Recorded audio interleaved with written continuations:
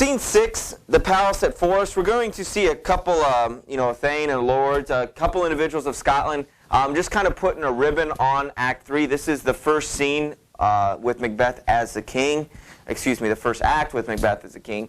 And we're going to see them kind of talking and hashing on. We're going to kind of see, what do they think about Macbeth? Because the only person to really have negative feelings about him that we've witnessed are Banquo, having those thoughts. Macduff, maybe just not totally accepting of the situation right now. What do these people think? And we're going to hear them talk about it here in this very short scene. But then at the very end of the scene, I think it paints a pretty dark picture for what Scotland is truly like.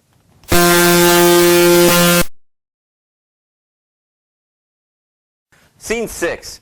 Lennox kind of gives a little snapshot here as to, in case any of you were struggling with what's been transpiring in the last 2 acts, let me kind of get you caught up. And so he explains what happens. The gracious Duncan was pitied by Macbeth, Mary he's dead, and Banquo walked too late, Fleance killed for, Banquo walked too late, whom you may say, if it please you, Fleance killed. So they even think Fleance may have killed his dad, for Fleance fled. And so we have the sons killing parents and then running away, is what they're saying, because so-and-so flees, so-and-so must be guilty. And that's why they're going to do it.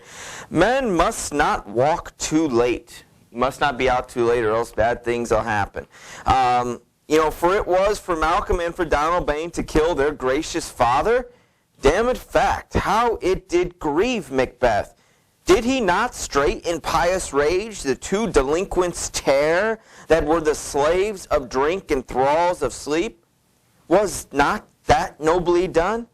Aye, and wisely too, for 'twould have angered any heart alive to hear the men deny it. So that's a different way of thinking about it. Wasn't it a good thing he killed those guys right away? Because it would have made us even angry to hear them actually have the stomach to deny it. And so that it's an interesting way of figuring it out, what's going on. And he continues, but peace, for from broad words and cause he failed his presence at the tyrant's feast, I hear Macduff lives in disgrace. Sir, can you tell where he bestows himself?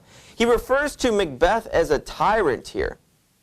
Okay? And there's a footnote earlier, line 3 or 4, where it says that Lennox is kind of mocking all of this stuff. So he's presenting it in a way where all of these things are just kind of seem too perfect to be true. All of these things are happening. And I don't think everything is as it says it is. Okay, so that one little footnote is important to see, because otherwise you get to him saying tyrant's feast, and you're like, well, what are we talking about? So it's almost like he's saying this stuff in a sarcastic way. Okay? Oh, it's a good thing he killed those guys. You read it one way, but with the footnotes, you read it a different way. And then they even say Macduff, he lives in disgrace because he failed to show up.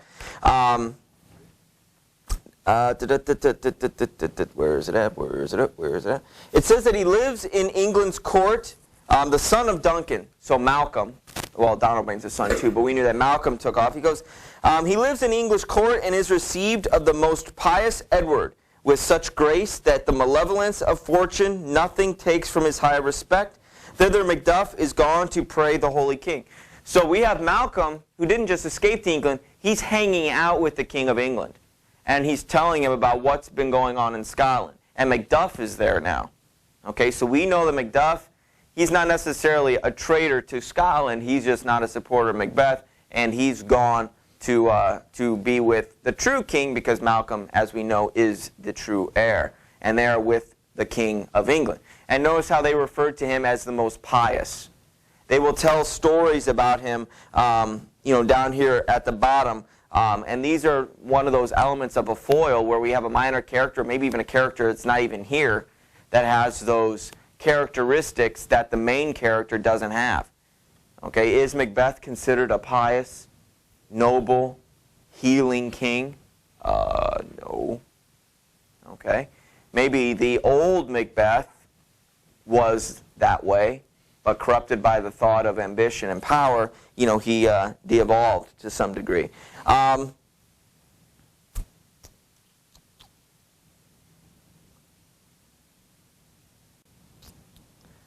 Where were we? About line 35, 36, 37, around in that area. And ultimately Macbeth, in this report, hearing about Macduff, hearing about Malcolm, hearing about everybody meeting up in England, and this report has so exacerbated the king that he prepares for some attempt of war. Well, sent he to Macduff? He did. And with an absolute, "Sir, not I," the cloudy messenger turns his back and hums, as who should say, "You'll rue the time that clogs me with this answer." And so Macbeth is preparing for some sort of a war, some sort of attempt at the throne. That's the only thing he can see is playing out that way. And so he goes, well, did he send for Macbeth? He did. But what was Macbeth sent for Macduff. I get those names confused. Macbeth sent for Macduff, but Macduff said, "Sir, not I will not answer to the king." And the messenger like, "Oh, you're going to rue the day you sent me back with such a bad message," okay, to the king. Because the king probably isn't told no all that often, especially when he calls. Bottom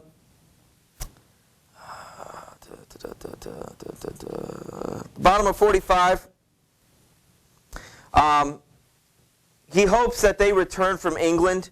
They may soon return to this our suffering country under a hand accursed. And this scene is really the first time that we see anybody having negative thoughts about Scotland, having negative thoughts about Macbeth outside of Banquo and what we imply that or think that Macduff has. This is the first time that we see these gentlemen. And that footnote, if you missed that footnote, about the, Lennox kind of mocking the situation, mocking Macbeth, and the word tyrant speaks, you might have gotten a different reading of this scene. But ultimately, those last couple lines, if you missed all of that, those last couple lines should have told you that they think that their country is a curse. Not like witchcraft, demons, a curse and a hex on you, but this is not a good situation. We don't have a good ruler right now.